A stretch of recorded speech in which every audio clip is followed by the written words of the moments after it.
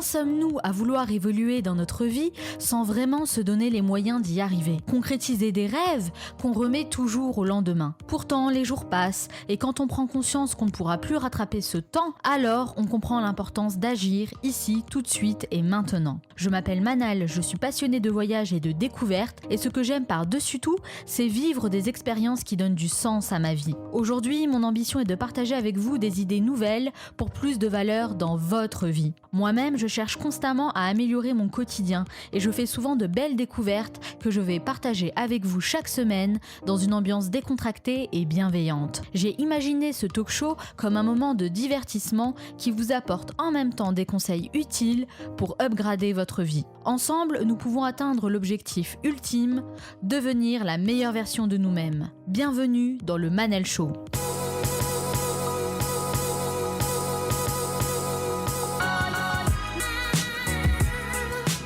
Le Manal Show, c'est votre capsule inspirante pour devenir la meilleure version de vous-même. Chaque semaine, je reçois des invités aux horizons différents et au parcours inspirant qui partagent leurs conseils et leurs expériences. En plus du podcast, je vous envoie du contenu exclusif par mail, mes meilleures découvertes que je souhaite partager avec vous, et pour les recevoir, il vous suffit de vous abonner directement à ma newsletter sur lemanalshow.com. Dans cet entretien, je rencontre Dan Noël, un entrepreneur suisse qui a déjà de belles années d'expérience derrière lui. Il s'investit pleinement dans son travail et a des journées bien remplies qui laissent peu de place au repos et c'est bien ça le problème. À force de se donner à 100%, il a fait un burn-out assez violent qui a été l'alerte ultime pour revoir son mode de vie. C'est un sujet dont on parle peu, alors que ça concerne de nombreux entrepreneurs. Il va donc partager son expérience et tous les enseignements qu'il en a tirés pour évoluer dans une bonne dynamique. Et comme Michael Jordan a dit, certains veulent que ça arrive, d'autres aimeraient que ça arrive et quelques-uns font que ça arrive. Cette émission dure 50 minutes et pas une de plus, alors soyez attentifs, faites partie de ceux qui font que ça arrive, passez à l'action. Quand on l'écoute parler, on se rend compte immédiatement de la passion qui l'anime pour ce qu'il fait au quotidien. Après un master en marketing, management et finance, il fait le grand saut dans le monde du travail et enchaîne les expériences au sein de différentes entreprises. Et puis, il investit une bonne partie de son temps dans la formation, un domaine qu'il apprécie particulièrement car il aime partager généreusement ses connaissances pour en faire profiter un plus grand nombre de personnes. De cette passion est né Starter Camp et Starterland, des concepts qui mêlent différents services comme du coaching, de la formation et des contenus de qualité pour aider les entrepreneurs à donner vie à leurs projets. Mais pour reprendre ses propres termes, la passion peut être dévorante et même dangereuse. Un constat qu'il a fait récemment suite à un événement marquant, un burn-out qui l'a frappé de plein fouet. Cette expérience a remis en question certains aspects de sa vie et l'a poussé à reprendre de meilleures décisions pour garder un équilibre nécessaire. Il est basé en Suisse et c'est en duplex de Neuchâtel qu'il va partager avec nous les enseignements qu'il en a tirés. Dan Noël, bonjour. Bonjour. Merci d'avoir accepté mon invitation. Mais c'est avec plaisir. Alors Dan, pourquoi vous faites ce que vous faites aujourd'hui ? Alors pourquoi je le fais? C'est parce que, en fait, comme vous l'avez un peu introduit au début de cette présentation, moi, si vous voulez, j'ai toujours été quelqu'un qui a toujours souhaité créer des choses. Donc, ma famille, tout le monde est entrepreneur. Et puis, tout le monde a toujours eu l'occasion de créer des entreprises, des projets. Et moi, j'ai toujours baigné, si vous voulez, dans cette énergie-là. Et puis, il se trouve que quand j'ai fait mes études universitaires, eh bien, on m'a un petit peu perverti, j'aime bien le dire comme ça, en me faisant croire, entre guillemets, que finalement la vérité était d'aller dans des grandes entreprises. Et puis, à un moment donné, j'ai eu la possibilité, il y a 12 ans, de racheter les parts de l'entreprise qui avait été fondée par l'oncle de ma femme. Et puis, depuis, je n'ai plus arrêté. Je suis devenu un véritable serial entrepreneur, passant d'une entreprise à 5 aujourd'hui, passant de 6 collaborateurs à pratiquement 20 aujourd'hui. Et puis, de fil en aiguille, j'en suis venu aussi à bloguer, à faire des vidéos, parce que j'ai découvert vraiment ce que j'aime bien appeler ma Wayology, qui est le centre de mon activité professionnelle. Et c'est vraiment d'inspirer les gens pour qu'ils puissent créer leur propre futur. Donc voilà le pourquoi, ce qui m'anime tous les matins pour me lever. Finalement. En tout cas, vous connaissez bien votre whyology, comme vous aimez l'appeler. Alors, Oui. j'aimerais juste revenir sur un point. Vous m'avez dit, l'école m'a perverti. Perverti, c'est quand même un mot assez fort. Que voulez-vous dire par là? Est-ce qu'il y a quelque chose que vous auriez aimé apprendre à l'école et qui vous a manqué finalement? Alors, c'est vrai que quand je prends un peu de recul, l'université dans laquelle je me situais, puis je pense que c'est le système aussi éducation qui est comme ça, c'est que finalement, ben, on a appris énormément de choses techniques, mais en sortant de l'université, je savais pas faire grand-chose. Donc, dans mon premier job, j'ai dû apprendre à tout faire. Par contre, on m'avait expliqué comment faire une stratégie, etc. Mais par contre, au niveau purement pratique, ben, j'étais plus bactère, on pourrait dire comme ça. Eh bien, c'est vrai que la perversion pour moi, entre guillemets, c'était que, à force, au bout de 4 ans d'université, quand on vous dit quasiment tous les jours que vous êtes l'élite de la nation, mais que vous devez exprimer votre talent dans la plus grosse entreprise possible, et plus elle sera grosse, plus ce sera beau, eh bien, effectivement, c'est dans ce sens-là que je voulais utiliser le mot de perversion, c'est qu'on a un Je petit comprends peu, totalement. voyez, modifié mon intention première, quoi. Je comprends totalement et je vous rassure, ici aussi en France, ça manque cruellement, hein. Et d'ailleurs, on essaye d'y travailler dans le Manal Show. Et je partage aussi votre avis sur l'université. Moi, je sais que j'ai fait de longues études. Enfin, tout est relatif, hein. J'ai eu un master comme vous. Et au Mhm, final, je me suis rendu compte que j'ai beaucoup plus appris sur le terrain. Il me mhm. manquait vraiment beaucoup d'enseignements à l'université. Donc finalement, vos études universitaires, avec le recul, est-ce que vous diriez que ça vous a quand même appris des choses, ça vous a aidé dans votre parcours ou pas du tout? Vous auriez pu vous en passer?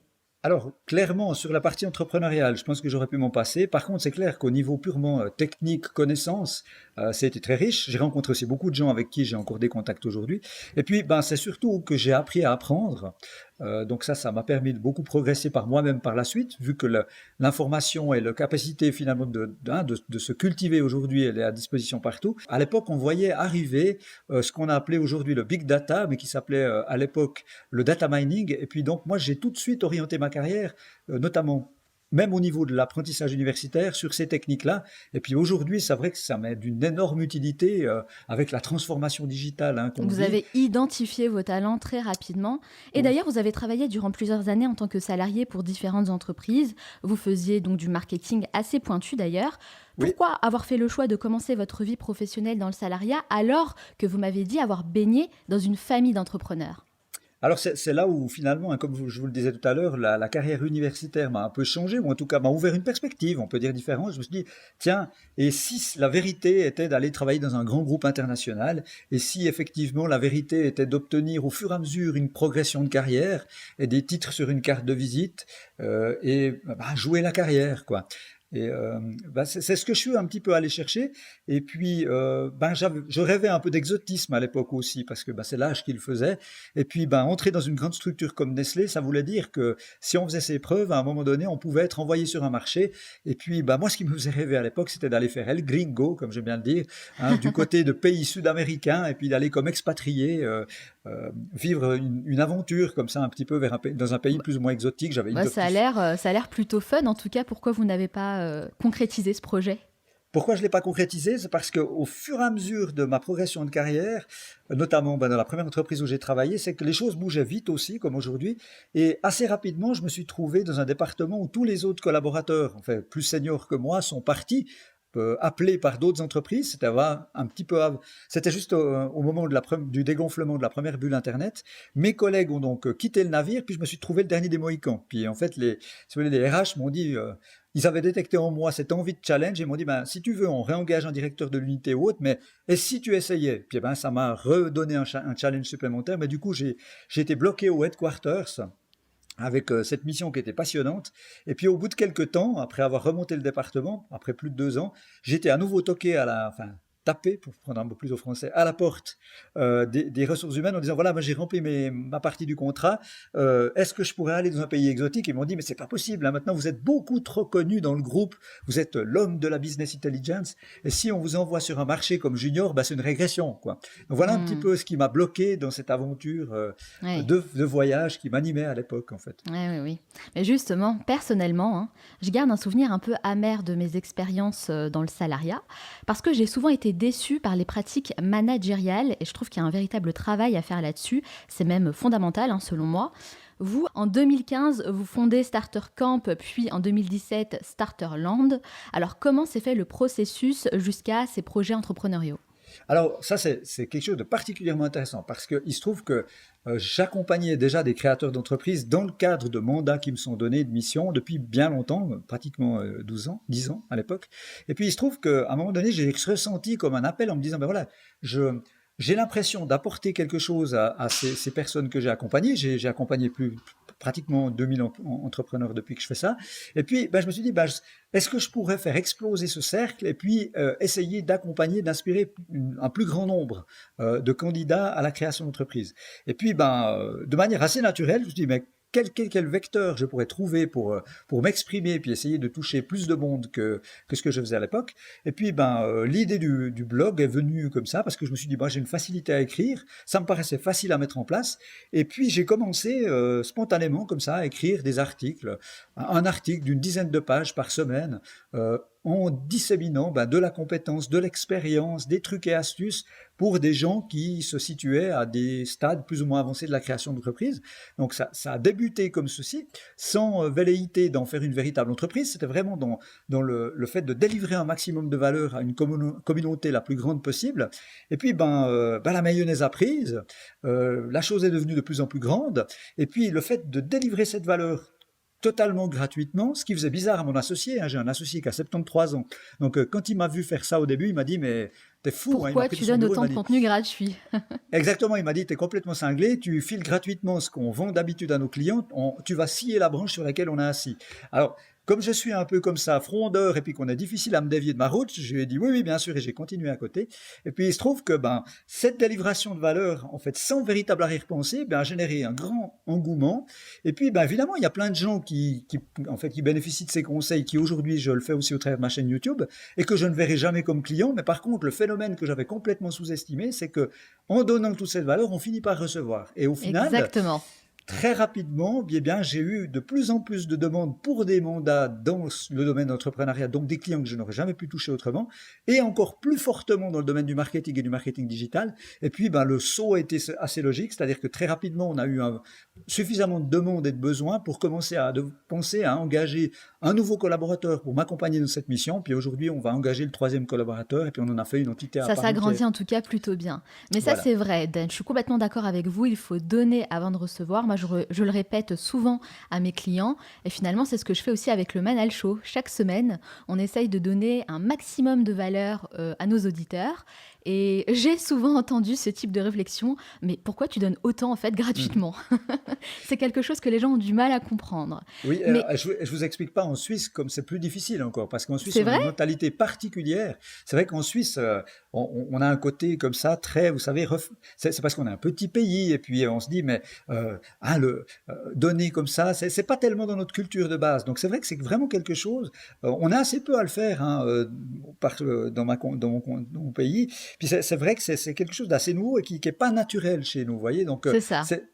c'est logique que ça ait un petit peu froissé mon associé au départ, mais depuis, il a changé d'avis et me dit tu devrais faire que ça si c'est possible, parce qu'évidemment, il voit le retour sur Il a investissement, vu tous les bénéfices. mais c'était pas du tout l'intention première. Hein. Vous faites du coaching, de la formation et vous avez également une chaîne YouTube où vous publiez chaque semaine une nouvelle vidéo. Et franchement, Dan, j'en profite puisque vous êtes là aujourd'hui pour vous féliciter pour les contenus de qualité que vous réalisez parce que moi, c'est comme ça que je vous ai connu et je trouve que vous faites vraiment un travail remarquable. Merci beaucoup, bah, ça me touche, vous voyez, comme ça, je me dis finalement, c'est vrai, quand on voit une chaîne YouTube qui grandit en nombre d'abonnés et puis qu'on a des commentaires, vous voyez, ça paraît toujours très abstrait, sauf au moment, effectivement, où quelqu'un comme vous me le dit, ou quand je fais une conférence, puis que les gens viennent me dire, bah, je suis venu à la conférence parce que je vous ai découvert au travers de vos vidéos. Donc, oui, c'est vraiment quelque chose, ça a été pas facile pour moi de passer du stade du pur texte au côté vidéo. Il a fallu franchir les fameuses barrières d'entendre sa voix, voir sa tête. Hein, on n'est pas forcément Oui, tous Brad Pitt. Mais au final, quand on a habité vraiment, comme je vous disais tout à l'heure, de cette voyologie, finalement, qu'importe hein, le look qu'on peut avoir, on n'est pas acteur, on n'est pas là pour faire du lifestyle, non, je suis là pour délivrer un maximum de valeur et puis le but c'est que le message passe, quoi. Donc s'il passe, tant mieux, quoi. exactement. Mais en tout cas, vous le faites extrêmement bien. Alors finalement, ça vous apporte quoi YouTube? Parce que vous vous adressez pas aux mêmes clients que vous avez au quotidien et puis vous êtes passé du blog à la vidéo. Donc concrètement, quels sont les bénéfices que vous en tirez? Alors, moi, j'en tire deux bénéfices principaux si on regarde dans le détail. Le premier premier en fait, bénéfice que je peux en tirer, c'est que ça me permet de toucher une communauté beaucoup plus grande qu'au travers du blog. Le blog restait très... Alors que c'est accessible partout, mais l'audience Mhm. restait très helvétique, très suisse.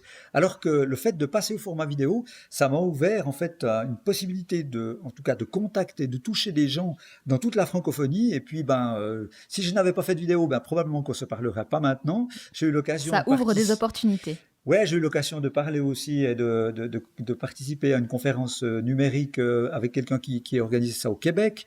Donc ça m'ouvre beaucoup de possibilités à ce niveau-là. Et puis une chose que j'avais pas du tout estimé possible au départ, c'est que les vidéos m'ont amené quand même toujours dans mon pays des nouveaux clients et plutôt des clients dans des grosses sociétés. Ce qui est assez étonnant, mais je pense il doit y avoir donc des employés qui doivent consulter ma chaîne et du coup j'ai pu avoir un certain nombre de mandats très intéressants auprès de publics, même dans mon pays, dans des entreprises que je ne touchais pas usuellement avec le contenu blog ou dans la prospection usuelle qu'on avait l'habitude de faire. Donc c'est quelque chose que vous conseillez, vous, d'être présent sur YouTube? Alors je le conseille, mais alors avec des gros guillemets, parce que je crois qu'il faut toujours faire ce qu'on aime déjà. C'est-à-dire que si quelqu'un vient vers moi et me dit ah j'ai vraiment envie de faire une chaîne YouTube, mais qu'au final il fait ça avec, vous voyez, c'est une corvée chaque fois qu'il doit enregistrer une vidéo, ça lui crée un stress pas possible. Moi je connais des gens que j'ai accompagnés qui me disent je ferais bien de la vidéo, mais je dors plus chaque fois que je dois allumer la caméra. Faut pas le faire. Je crois qu'il faut être conscient, c'est une question de self-awareness, savoir ce qu'on sait faire, ce qu'on aime bien faire, là où ça passe. Et puis finalement, là on est en train d'enregistrer un podcast. Si quelqu'un est plus à l'aise à l'audio, que c'est quelque chose de fantastique. Il y a toujours beaucoup de gens qui consomment également du contenu purement écrit. Je crois qu'il faut faire avec son talent, quoi. Il faut faire les choses qui nous correspondent et pas essayer d'imiter ce qu'on voit chez les autres. Il faut vraiment Et, être à l'aise avec ce qu'on fait. ouais, je crois que l'authenticité reste la clé. Il ne faut pas jouer un Ah rôle. oui. Ça ne fait que d'exposer qui vous êtes vraiment, quoi. Alors là, vous prêchez une convaincue parce que pour moi, l'authenticité, c'est la valeur numéro un dans tout ce que je fais, dans tous mes projets. C'est extrêmement important. Mhm. Alors, on parle souvent d'entrepreneuriat comme si c'était un métier, alors qu'en réalité, c'est plutôt un état d'esprit. On voit par exemple beaucoup d'intrapreneurs aujourd'hui dans les entreprises. Vous-même, vous faites appel à ce type de profil. D'ailleurs, vous utilisez un terme que j'aime beaucoup à ce sujet qui est avoir un esprit de starter. Alors oui, parce que vous prêchez un convaincu également. C'est vrai que le terme d'entrepreneur, moi quand j'étais plus jeune, parce que j'ai 43 ans dans quelques jours, c'est vrai que le terme d'entrepreneur, à l'époque pour nous, c'était quelqu'un qui construisait des maisons, si vous voulez. Et Oui. puis en quelques années, entrepreneur, c'est devenu la quête du Graal. À l'époque où j'avais l'âge de mon frère, on voulait devenir joueur de foot, on voulait devenir chanteur de rap, des choses comme ça qui nous est rêvé. Aujourd'hui, je rencontre dans mon activité de coaching et d'accompagnement d'entrepreneurs, mais de plus en plus de jeunes gens qui viennent me voir en disant je veux devenir entrepreneur parce qu'on ne peut pas ouvrir un journal, un magazine, voir une émission de télé sans qu'on nous balance au visage Mark Zuckerberg, Elon Musk et autres. Donc c'est devenu hyper bankable, c'est super à la mode. Ça a l'air d'être, on monte sa start-up, on la vend après. Puis c'est vrai que pendant ce terme d'entrepreneur et puis de start-up et autres, au bout d'un moment ça a commencé un peu à me gaver clairement parce que je suis de ceux qui pensent que si on imaginait beaucoup plus à créer des entreprises et moins de start-up, le monde irait mieux. Et au final, le terme de starter, pour moi, ça peut être quelqu'un, comme vous l'avez dit, qui peut être starter, ça peut être dans sa vie personnelle, c'est-à-dire de prendre sa vie à bras-le-corps et de faire des choses qu'il a envie de faire et qu'il n'a pas osé faire. Et l'idée, c'est de pas d'éviter de nourrir des regrets qui sont monstrueusement toxiques. Ça peut être quelqu'un qui, à l'intérieur de son entreprise, même s'il est salarié, peut avoir cet état d'esprit de starter, c'est-à-dire de prendre les choses à bras-le-corps, d'inventer, de créer, de mener des projets, d'inventer son propre futur. Et puis, ça s'applique pleinement à des gens qui ont l'intention de prendre une idée et de la transformer en une activité professionnelle et d'en fabriquer une entreprise ou même une activité de freelancing, quoi. Tout à Mais fait. pour moi, vraiment, cet état d'esprit de starter, il m'habite, moi, tous les jours.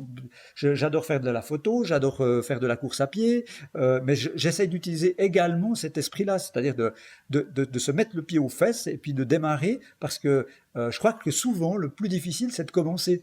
Et puis la peur de se lancer, elle tue beaucoup, beaucoup plus de bonnes idées que les échecs ou les erreurs qu'on peut faire après.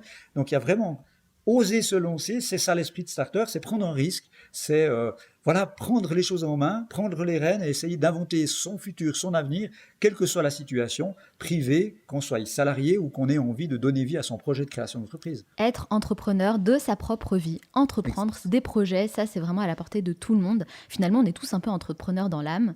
Moi, j'aime beaucoup cette définition. Mais justement, Dan, vous me parlez de beaucoup de choses parce que vous faites énormément de choses, mais le retour de bâton, car il y a toujours un retour, a été assez violent. Que s'est-il passé pour vous?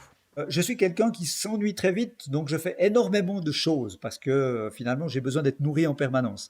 Alors j'ai tendance à prendre énormément de projets et puis je suis toujours surexcité par une nouvelle idée. Donc ces derniers temps, bien avec l'accélération, comme on en a parlé tout à l'heure, du projet Start Holland, plus mes entreprises dites entre guillemets classiques que je continue d'exploiter, plus mes envies d'exprimer de plus en plus de la créativité au travers de vidéos, parler dans des conférences et autres, ben, je me suis un peu fait, si vous voulez, prendre par une sorte de maelstrom, comme ça, un pris par l'excitation, et ben, j'ai répondu à de très nombreuses sollicitations, et comme d'habitude, ben, c'est vrai que je suis quelqu'un qui travaille beaucoup, mais ça c'est depuis toujours, j'ai cette passion chevillée au corps, et puis j'ai eu 3 semaines particulièrement chaudes, avec des journées à 14-15 heures, et puis en mangeant peu, et puis comme je suis un peu cinglé, je me lève à 4h30 pour aller courir 10 km, histoire d'être bien dans l'ambiance, vous voyez. Et il se trouve que ben, j'ai eu 3 semaines comme ça, à 250%, et puis ça s'est terminé par un épisode où j'ai dû animer une conférence face à 250 entrepreneurs, où j'y ai mis une énergie de malade. Et bien 2 jours plus tard, j'étais en train d'enregistrer mes vidéos, préparer mon setup, etc. Et puis tout d'un coup, j'ai commencé à ressentir un grand coup de fatigue, ce qui fait que je me suis un peu éloigné durant cette journée-là de mes activités. Et puis le lendemain matin, ben, je me suis levé avec des problèmes physiques qui étaient très flippants. Hein, comme, alors je suis soumis à migraine depuis toujours, mais là, des migraines pas possibles au-delà de tout ce que j'avais connu, une sorte de paralysie au niveau de la face, et puis un certain nombre de phénomènes bizarres au niveau du bras, hein, comme un engourdissement, et tout ça s'est terminé heureusement bien, mais j'ai quand même dû passer par la case hôpital, puisqu'on a suspecté à un moment donné que j'étais en train de faire un AVC.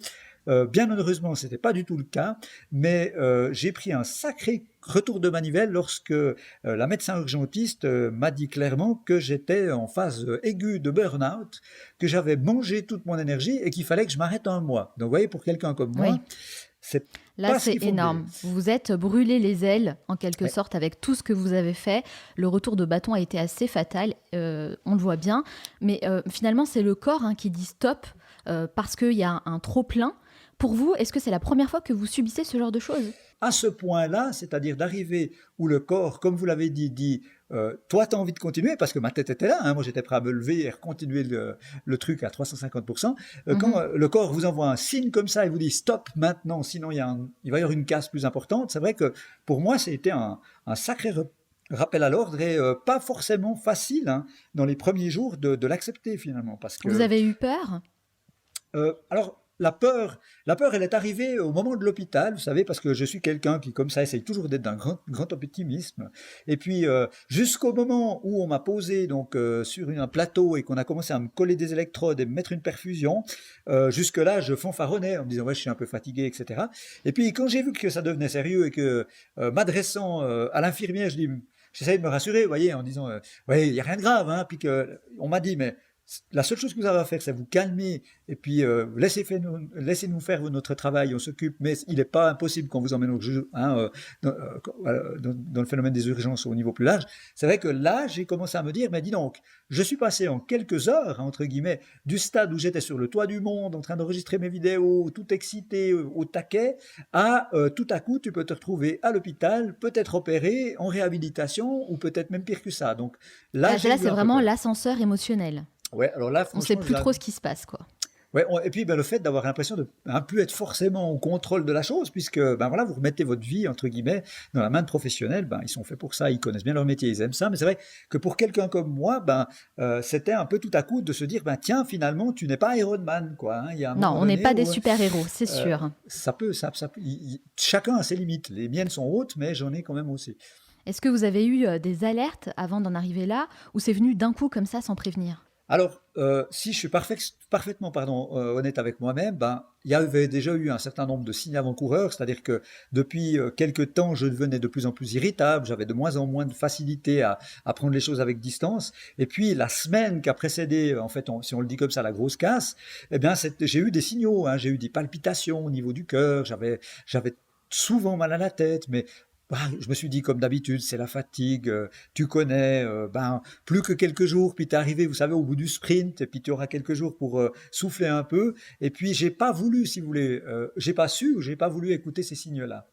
Oui, peut-être que vous n'aviez pas voulu, si je peux me permettre, parce que c'est vrai Mhm. qu'en général, le corps nous alerte, mais on laisse courir, et c'est ça la grande erreur. Et si je peux donner un conseil, hein, c'est surtout ne négligez pas tous ces signes.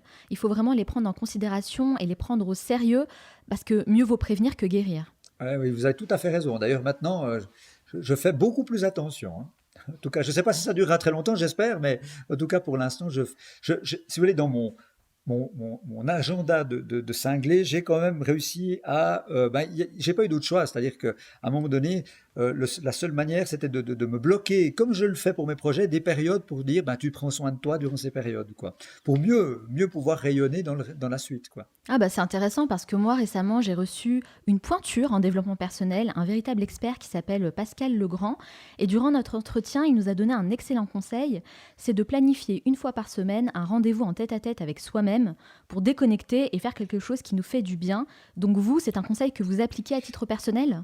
Ah ouais, à 200%. C'est venu de mon assistante. Mon assistante qui m'accompagne tous les jours m'a dit à un moment donné, écoute, je te connais, tu vois ce qui vient de t'arriver, je te connais, tu vas pas relâcher, sauf si effectivement, puis elle m'a suggéré, alors je ne sais pas si elle connaît votre précédent interlocuteur, mais elle m'a dit clairement, bah, tu prends ton agenda et comme si tu le faisais pour un client, eh bien tu notes de ton agenda des périodes et tu respectes ça autant que si tu avais un rendez-vous client ou si tu veux animer une conférence ou autre.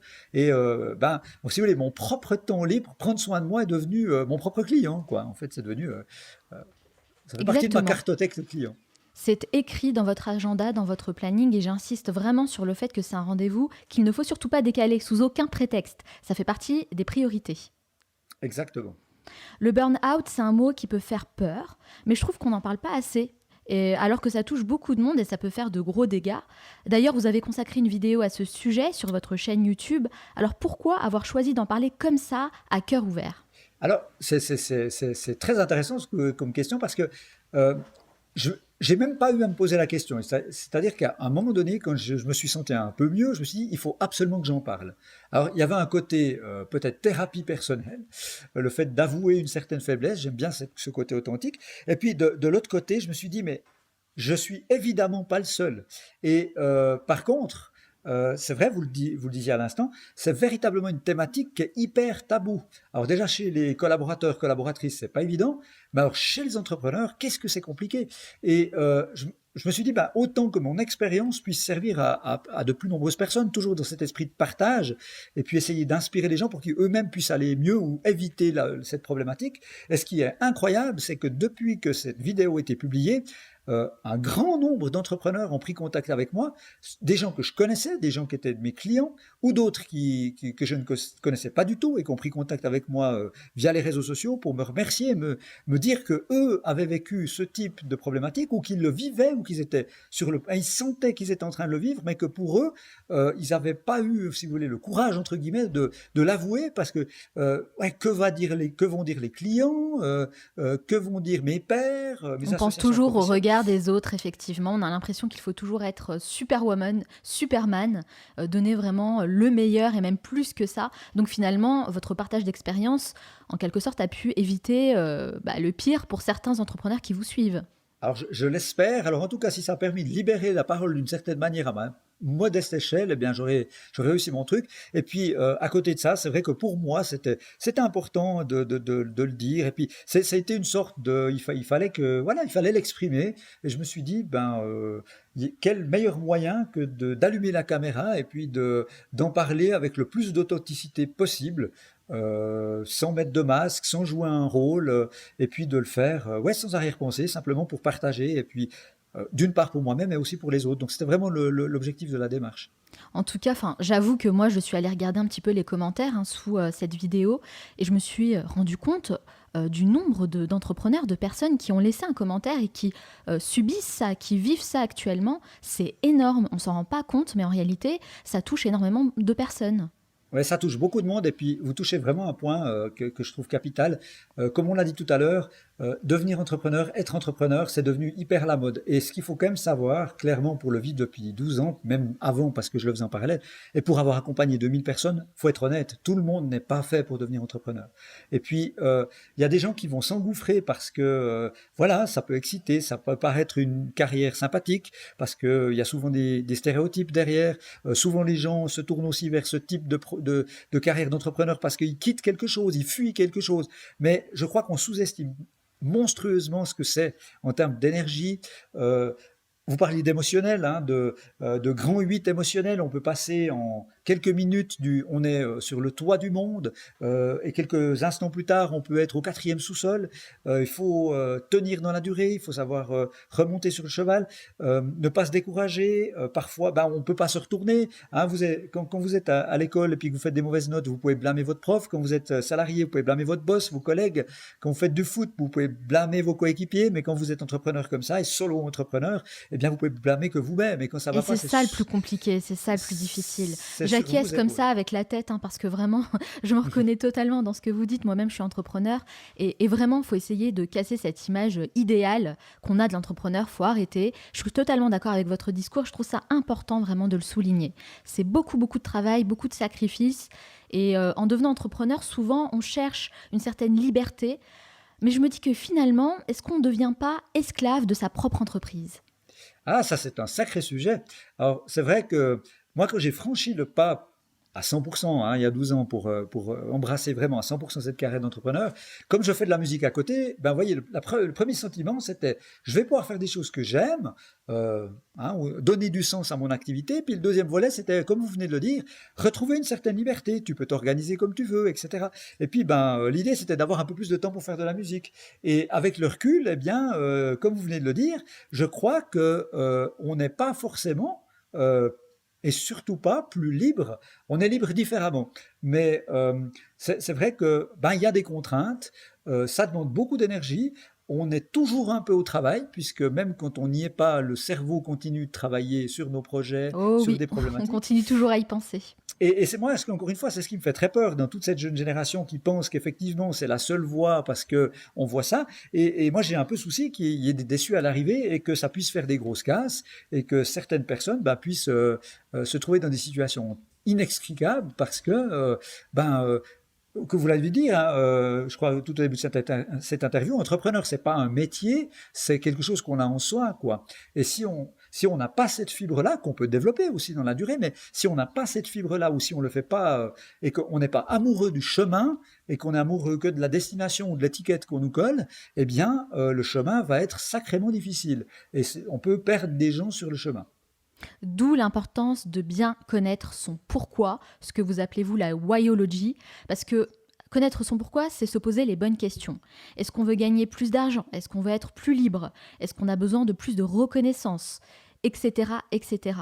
Et quand on connaît son pourquoi, eh bien, même dans les moments les plus difficiles, on peut s'y accrocher et c'est ce qui va nous donner la motivation, c'est ce qui va être le moteur pour avancer. Si on ne connaît pas son pourquoi, eh ben, finalement, on risque de s'engouffrer vraiment dans un, dans un gouffre énorme et on s'en sort pas.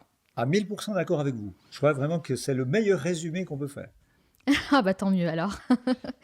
Alors, aujourd'hui, j'imagine que vous avez réorganisé vos journées, vos semaines avec ce qui s'est passé. Est-ce qu'il y a des habitudes que vous avez mis en place après cet événement pour repartir sur de bonnes bases? Alors oui, dans les habitudes que j'ai... Alors j'ai aussi supprimé des habitudes, c'est-à-dire que j'ai arrêté d'aller courir à 4h30 du matin, ce qui me donne quelques minutes de sommeil supplémentaires. Et puis, ce que j'ai commencé à faire depuis cet épisode, c'est de reprendre, parce que je l'avais fait à l'époque, mais j'avais complètement abandonné, j'essaye de travailler au moins une journée par semaine depuis chez moi. C'est-à-dire que je ne vais pas au bureau. Ça ne veut pas dire que je fais rien, au contraire, mais je travaille chez moi sur des projets de développement ou autres, mais sans avoir tout le bruit qu'on peut avoir, toutes les demandes incessantes, les téléphones, les sollicitations que je peux avoir quand je suis au bureau. Donc ça, c'est véritablement une chose que j'ai mis en place. Et puis, une autre chose que j'ai mise en place, c'est que avant que ça arrive, je travaillais tous les jours de la semaine, samedi, dimanche compris, et tous les soirs jusqu'à minuit, donc juste le temps de manger avec mon épouse, puis ensuite je recommençais à travailler jusqu'à minuit le soir. Et ça maintenant, ça c'est vrai que c'est un truc que j'ai décidé de borner, et je m'autorise, entre guillemets, maximum 3 soirs par semaine, où je consacre du temps à mon business, à développer des nouveaux projets, mais je garde le reste des soirées pour moi, pour passer du bon temps avec ma femme, pour regarder des vidéos, lire un bon bouquin ou regarder un bon film, quoi, ou prendre un bon bain. Donc je prends plus soin de moi et j'ai ralenti, mais pas autant que ça finalement. Dan, j'aimerais revenir juste sur un point que vous avez évoqué. Vous m'avez dit avoir arrêté de faire du footing à 4h30 du matin. C'était quoi, une sorte de miracle morning et ça ne fonctionnait pas forcément pour vous? Parce que vous savez que ça, c'est la tendance, hein. Oui, Tout le alors monde en parle. c'est la tendance. Alors moi, j'ai fait ça depuis bien avant la tendance. C'est-à-dire que au regard de mon agenda, c'est le seul moment où je trouvais un peu de temps pour moi tout seul pour aller courir. Alors, puis j'ai toujours aimé beaucoup courir et je suis déjà dans mes pensées. Je travaille déjà des projets, des idées, je m'évade. Pour moi, c'était un peu une sorte de séance de yoga. J'ai essayé le yoga, la méditation, mais ça me convient pas. Je suis trop hyperactif, j'arrive pas à tenir. Pour moi, d'aller courir à 4h30 du matin, quand il fait nuit, que vous croisez des animaux sauvages, bah, alors évidemment chez nous, c'est pas, c'est quelques petites bêtes, hein, mais clairement, vous croisez un renard, un blaireau, un truc comme ça, vous courez à la fraîche, toutes les lumières sont éteintes, vous êtes seul avec vous-même. Bah, pour moi, c'était ma méditation, quoi. Alors, c'est vrai que ça me Alors manque pourquoi l'avoir parfois. arrêté? Oui, Ouais, alors c'est juste une question de sommeil, quoi. C'est clairement ça. C'est que d'accord. comme je suis quelqu'un qui dort très peu, ben c'était juste si vous voulez, la goutte d'eau qui fait déborder le vase. Alors je le fais toujours, je vais toujours courir, mais je vais y aller plutôt comme ce matin aux alentours de 6 heures, ce qui me donne quand même un tout petit peu plus de sommeil, ou je vais y aller le soir. Ça me fait une jolie coupure, hein, en sortant du bureau. Je vais faire mes 10 kilomètres, puis ensuite, ben, si j'ai envie de travailler, je reprends avec un esprit frais. Mais c'est vrai que le coup de 4h30 du matin, euh, ouais, c'était quand même un petit peu hard, quoi. D'accord, je comprends. Donc vous avez vraiment réorganisé votre vie, hein, au sens concret du terme. Et votre épouse, est-ce qu'elle vous accompagne dans tout ça? Comment elle vous accompagne dans cette aventure? Ah, alors oui, totalement, puisque en fait, ma femme est devenue entrepreneuse avant moi, puisque quand je me trouvais dans des sociétés internationales, eh bien, elle a eu qu'une expérience professionnelle salariée de quelques mois, puis elle a tout de suite senti qu'il fallait voilà, elle avait la fibre, il fallait pas qu'elle ait de patron, quoi. Donc, elle a décidé de créer son entreprise. Donc, elle est véritablement habitée de la même passion pour la création que moi. Et puis, ben, pendant très longtemps, hein, on a fait nos parcours professionnels chacun de notre côté. Et puis, ben, le projet Starterland ayant pris de l'ampleur, eh bien, il y a à peu près une année et demie, eh bien, elle a décidé de me rejoindre. Donc, elle a conservé son entreprise pour une partie de ses activités, mais on travaille également ensemble aujourd'hui, ce qui est assez génial, hein, puisque on a toujours eu beaucoup de projets, on a créé des événements, on a monté une maison de disques ensemble à l'époque. Donc, on a toujours beaucoup apprécié avoir des projets ensemble. Et puis bah, là, le fait de pouvoir travailler avec elle maintenant quasiment tous les jours, ben, c'est encore plus beau, quoi. C'est assez fantastique. Oui, c'est vrai qu'en plus, j'ai beaucoup aimé l'intitulé de son post sur votre site internet. Vous dites que Caroline, hein, donc votre épouse, Oui. est la business Wonder Woman de l'équipe. Mais dites-moi, Dan, est-ce que c'est une bonne chose de travailler en couple? Ah ouais, ça c'est une bonne question. Alors effectivement, je pense que ça peut être quelque chose de fantastique selon les couples, ou ça peut être un cauchemar absolu et tuer le couple pour d'autres. Nous, on a toujours fonctionné comme ça. Je crois que les projets sont ce qui font aussi qu'on est unis.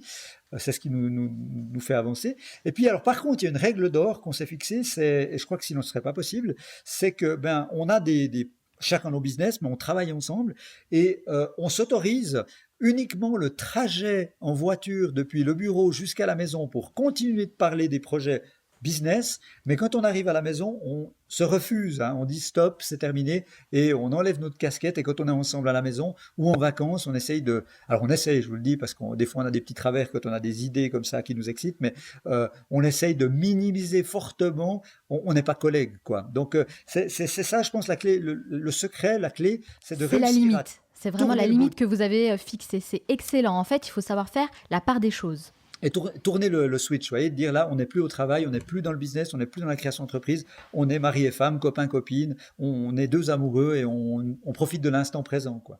C'est comme ça que vous réussissez à garder votre équilibre entre vie pro et vie perso. Exactement, C'est vraiment en fixant des limites. exactement. D'ailleurs, j'en profite pour saluer votre épouse, Caroline, Alors, la Business Wonder Woman. je lui passerai vos salutations dès que je vais la voir. Ce soir, on a un event avec tous les starters de la région. Donc je lui Ah, mais passerai décidément, saluer. vous n'arrêtez pas. Exactement. Alors peut-être que vous organiserez un événement à Paris, qui sait? On aura peut-être l'occasion de se rencontrer ici. Alors, vous croyez pas si bien dire, parce qu'effectivement, le mouvement s'étant étendu à la francophonie, alors j'ai pas encore eu de demande pour Paris, mais j'ai déjà eu une demande pour Nice et pour le Québec. Donc, qui sait, Ça ne peut-être saurait que tarder. ça ne saurait tarder. La passion peut être dévorante et même dangereuse. Ce sont vos mots, Dan, et je partage totalement cet avis. Mais comme on dit, mieux vaut prévenir que guérir. Alors pour aider toutes les personnes qui nous écoutent, quels sont vos 3 meilleurs conseils justement que vous avez tirés de cette expérience et que vous souhaitez partager avec nous? Le premier truc, c'est de dire, j'ai une passion qui m'anime, mais par contre, il faut pas oublier que j'ai une vie à côté. Hein. Finalement, c'est se dire, la passion, je vais y mettre un maximum d'énergie, mais il faut absolument garder des soupapes de sécurité, des espaces de respiration en dehors de la passion. Alors ça peut être une autre passion, ça peut être passer du temps avec sa famille, savoir s'extraire. Ça, je crois que c'est la clé numéro 1, c'est vraiment savoir s'extraire de cette passion dévorante pour mieux y revenir. Donc ça, ce serait la première chose. Le deuxième conseil, c'est de savoir observer les signes. C'est vraiment ce que j'en retire de cette expérience. C'est, les signes peuvent être infimes des fois. Il faut savoir les écouter. Donc, pris dans la passion, il faut être capable d'avoir un regard réflexif sur soi-même et se dire qu'est-ce qui se passe là? Est-ce que j'ai quand même pas quelque chose qui fonctionne pas bien aussi? Et puis, je dirais aussi que peut-être la troisième clé, c'est d'en parler avec des gens autour de soi. D'avoir un... Ouais, alors certains parlent de mentor, c'est peut-être un peu exagéré, mais trouver des gens de confiance avec qui on peut parler, des gens qui peuvent vivre une expérience comparable. Et moi, dans ce que je vous expliquais avant, un certain nombre de choses que j'ai mis en place, ben dans les choses que j'ai mis en place, que je ne vous ai pas encore expliqué jusque-là, c'est que j'ai enfin répondu à une sollicitation que j'avais depuis très longtemps d'un club d'entrepreneurs de la région qui organise des événements. Hein. Et puis j'y suis allé et on n'a pas parlé du tout de business, donc on se retrouve autour d'une table et on parle de tout ça. Et ça, je trouve que c'est incroyable parce que cet échange, ce regard miroir des autres qui ont vécu peut-être une situation comparable ou qui ont plus d'expérience ou qui ont simplement le regard du candide, eh bien c'est inestimable, quoi. Donc si avec ces 3 choses, je pense qu'on peut vivre la passion dévorante avec que quasiment les bons côtés de la chose et essayer de minimiser au moins les contre-indications. Une très bonne analyse et d'excellents conseils. Merci beaucoup Dan pour ces conseils. Et comme j'ai un expert avec moi, je vais en profiter pour vous demander aussi 3 conseils pour réussir en tant qu'entrepreneur. Alors 3 conseils. La première chose, c'est de savoir pourquoi on le fait. Je crois que dans tous les gens que j'accompagne, c'est généralement la première question et des fois ils reviennent plusieurs semaines après avec la réponse. C'est vraiment quelle est votre why logic, qu'est-ce qui vous anime au centre, pourquoi vous le faites, au sens propre noble du terme, en quelques mots. Et si la personne vous répond pour devenir riche, c'est pas la bonne réponse. Donc, déterminer sa voyologie. La deuxième chose, c'est véritablement de savoir où on veut aller. Vous parlez d'objectifs clairs. Je crois que c'est Sun Tzu qui disait dans l'art de la guerre qu'une armée qui n'a pas d'objectif n'a aucune chance de les atteindre. Et il y en a plein des adages comme ça. Donc, de déterminer très précisément où on veut aller, déterminer son ambition, et je crois que là, il n'y a pas de jugement de valeur. Hein. Personne n'a dit qu'il n'y avait que le fait de devenir le roi du monde qui compte. Hein. On peut avoir des objectifs plus petits. Tout à fait. Donc ça, c'est la deuxième chose. Et puis ensuite, je dirais que le troisième point, c'est de mettre en place les actions qui sont en lien avec ses propres ambitions. Il y a trop de gens que j'accompagne qui ont des objectifs importants, ambitieux, mais qui ensuite ne respectent pas leurs ambitions par leurs actions. Donc l'exécution doit être à la hauteur des ambitions. Donc, je dirais que c'est à peu près ça. Écoutez, Dan, vous venez de résumer exactement les 3 étapes qui, pour moi, sont les plus importantes pour réussir dans n'importe quel projet, d'ailleurs, qu'il soit entrepreneurial ou autre. Donc, à savoir d'abord définir son pourquoi, définir également des objectifs précis et enfin mettre en place un plan d'action. Il faut passer à l'action, il faut agir. Donc, merci beaucoup pour tous ces conseils. Avec grand plaisir. Alors, merci d'avoir partagé votre parcours et vos conseils, mais ce n'est pas totalement fini. À la fin de chaque interview, je pose une série de questions rafales. Il faut répondre le plus spontanément possible, sans trop réfléchir. L'objectif, c'est de mieux vous connaître. Il n'y a aucun piège. Ça dure 1 minute 30. Est-ce que vous êtes prêts ? Ah, je suis prêt, allez-y. C'est parti. Quelle est la première chose que vous faites en vous levant le matin? Je regarde mes réseaux sociaux. Quelle est la personne que vous admirez le plus? Mon épouse. Pour vous, quelle personne incarne le mieux le mot réussite? Gary Vaynerchuk. Quel est le dernier livre que vous avez lu? Applied Empathy. Quel animal vous représente le mieux? La panthère. Quelle application utilisez-vous le plus? Facebook. Quel livre offririez-vous en premier? Celle-là est pas facile. Joker. Quel est l'endroit où vous aimez aller pour vous ressourcer? Haute-Nanda, dans les montagnes suisses. Quel est votre film ou documentaire préféré? Documentaire préféré, Demain. J'en profite aussi pour vous demander quel est votre podcast préféré. Le podcast de Buffer. Quelle est la chose à laquelle vous croyez et que les autres considèrent comme une folie? L'empathie. Si vous pouviez inviter la personne que vous voulez à votre table pour un déjeuner, n'importe qui, sans limite, qui choisiriez-vous? Elon Musk. Quel est votre plus grand regret? Je n'en ai pas. Quelle est la mauvaise habitude dont vous aimeriez vous débarrasser? Le café. Quelle tâche avez-vous tendance à remettre toujours au lendemain? Payer les salaires de mes collaborateurs. Qu'est-ce qui vous plaît le plus dans ce que vous faites aujourd'hui? Accompagner des entrepreneurs. Et ce qui vous plaît le moins? Faire la comptabilité. Selon vos proches, quelle est votre plus grande qualité? La capacité d'empathie. Et selon vous, quel est votre plus grand défaut? La surexcitation. Quelle est la dernière chose que vous faites avant de dormir? J'embrasse ma femme. Merci beaucoup, Dan Noël, d'avoir répondu à toutes mes questions. Et j'ai vu qu'en plus, c'est un exercice qui vous a plutôt plu. Ouais, c'est excellent. C'est vrai que spontanément, comme ça, il y a des choses qui sont un peu déstabilisantes, c'est vrai. Excellent. Alors, par contre, Dan, regarder ses réseaux sociaux dès le matin au réveil, on est d'accord que c'est pas un exemple à suivre. C'est absolument pas ce qu'il faut faire. Je vous avoue que j'essaye de combattre, mais c'est vraiment un tic que j'ai de la peine à enlever. Alors, si on veut en savoir davantage sur vous et sur ce que vous faites, où peut-on vous retrouver? Donc on peut me retrouver sur toutes les plateformes de réseaux sociaux, bien entendu. Dan Noël, vous allez trouver sans problème sur tous les réseaux sociaux, possibles et imaginables, mon profil. Et n'hésitez pas à interagir avec moi, j'adore à communiquer, échanger, quelles que soient les questions, les remarques ou les pistes d'amélioration. Je suis le premier à discuter, je trouve que c'est fait pour échanger. Alors moi, je recommande vivement votre chaîne YouTube qui s'appelle Dan Noël, qui porte votre nom. Vraiment, si vous ne connaissez pas, allez y jeter un œil, vous allez y trouver beaucoup de contenu de qualité. Merci encore Dan pour tous ces contenus que vous partagez chaque semaine. Vraiment, moi j'adore. On peut y trouver un peu de tout. Il y a du marketing, de l'entrepreneuriat. Il y a aussi des principes que vous mettez en place. Vous avez parlé également de votre burn-out. Donc vraiment, allez regarder la chaîne Dan Noël. Merci encore.